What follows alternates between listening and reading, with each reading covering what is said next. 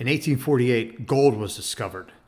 It's Sutter's Mill in California. It set off the California gold rush. But today, you don't need to mine gold.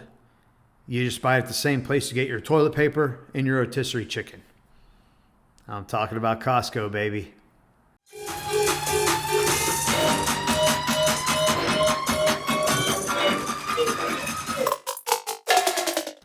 In 2023, Costco started selling gold bars, gold bullion, made from a Swiss company at their stores and online. Their 24 karat bars are small, about the size of a mini chocolate bar that you get around Halloween. And they don't say how much they've sold or how much money they've made off of it, but it's gotten to be pretty popular on the internet. Costco's customers have slightly higher household incomes than the other big retailers like Walmart and Target. One of the guys who bought some of these, a 40-year-old creator from LA, he said he bought gold bars from Costco twice in the past year, once for gifts and a second time, quote, just for the excitement of it. I love that.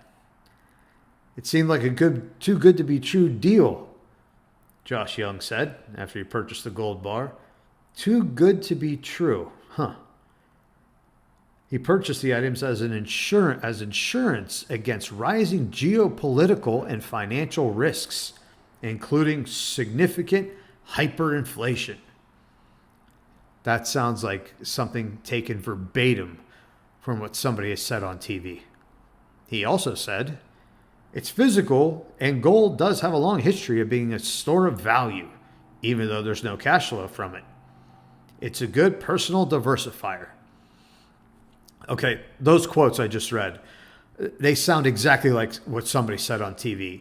And most of the people who are going into Costco right now and buying gold bars are probably doing so because of something they saw on TV or social media, online, some website, their Facebook feed, somewhere.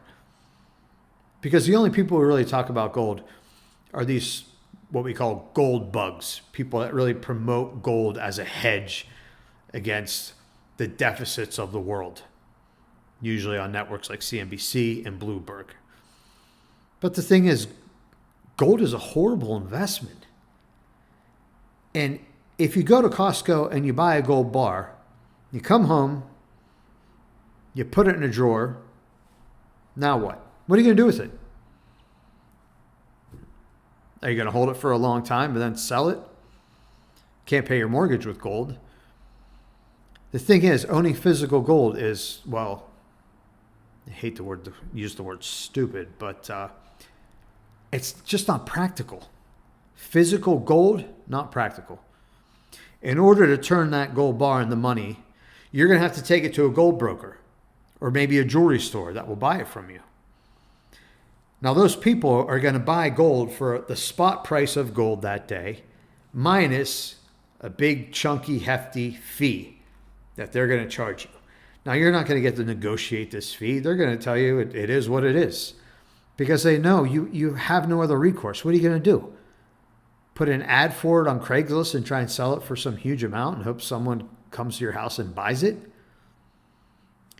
Intelligent people who would take at least a few minutes online to educate themselves about this, would know that you can buy gold anytime you want, digitally, through the ETF, the Exchange Traded Fund, that holds gold. It's called the GLD. If you want to buy gold through the ETF, all you do is you open a brokerage account, you go on there, you put your money onto the brokerage account, just like a bank, and you buy shares of the GLD. Now you own these shares in a liquid digital format, which means you can buy and sell gold anytime you want. You're actually buying a company, shares in a company that holds physical gold for you. So as the value goes up and down, you can buy and sell. You can just sit there and hold. You can do whatever you want. But you can liquidate your gold at any time for cash. It'll be in your account the moment you hit the sell button. This is a lot more practical than owning physical gold bars and paying the huge fees that you're going to end up paying to liquidate those bars. If you buy the GLD, there's no fee to buy it, there's no fee to hold it, there's no fee to sell it. So the richest people in the world who might own some gold and usually older people own gold because that was sort of part of the standard portfolio years and years ago. They own it through the GLD.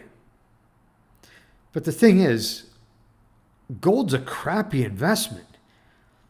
This is a great story to highlight education. Let me show you a chart of gold versus the stock market. This is a chart of the GLD versus the SPY. The SPY is the index fund that tracks the S&P 500. So which one of these would you like to put your money in? The orange line that's going straight up from bottom left to upper right, or the green line that's somewhat flat? Well, the green line is gold, the GLD, and the orange line is the S&P 500. The S&P outperforms gold by about 2x. And this is over 10 years, so it's not like I'm taking a little snapshot here. This is a decade. Okay, the S&P 500, which represents the broad U.S. stock market, 500 of the biggest stocks in the world, performs twice as well as gold. So who would want to own gold? The highest gold has ever gotten at the time of recording is just under $2,700 in 2024. Here's a chart. This shows you 2668. This is the maximum gold has hit at the time of recording. Now that's good. And that chart is, well, it's okay. I mean, it's gone up. It's just gone up very slow. Let's go back to the gold versus the S&P 500 chart. It just doesn't make any sense to buy this as a long-term investment. When I first started out, people would ask me, how do you figure out what to invest in? What stocks? I tell them, well, I don't buy stocks. There's a lot of risk in stocks. I buy funds, ETFs, exchange traded funds, like the GLD, for example. Now, I don't own the GLD. I never have. I don't care for gold. I just showed you why. I want something that's going to perform. But the difference between people who go to Costco and buy gold bars and people like myself who invest in long-term funds to increase our net worth and hopefully get to a point where you could be financially free one day, which I am, is education. The difference is education. That's it. These people who are buying gold bars, they probably saw these headlines on TV, like I stated earlier, and they said, oh, I'm going to go to Costco and buy a gold bar. How cool. None of them took the time to go online and look up, is gold a good long-term investment? Does gold outperform the stock market? No one bothered to do that, because if you did, they would have saw the chart I just showed you and realized, hey, this is kind of stupid. I should just invest in the stock market. The long-term growth of the S&P 500 is more than double that of gold. So if you want to increase your net worth, or you want to get out of debt, or you want to get to the point one day where you have maybe a stream of income from dividends from the stock market or funds from the stock market, or get to the point where I'm at, where I don't have to work anymore, where I live completely off of my portfolio and my net worth continues to grow every year, you have to be educated. And it's so easy to do because you have the internet. You can look up anything on the internet. It's amazing to me that some of these people running out to get gold didn't think to take 5 minutes to do a quick Google search. I mean, you saw the quote from the one person who said, well, I bought it because I just thought it would be cool. This is your money. If you want to get serious about investing, you need to get serious about your level of education. And with the internet, you can learn about anything. Don't hesitate to look things up. What's the top performing sector of the stock market? It's technology. What's the second best? It's healthcare. It has been for the last 10 plus years.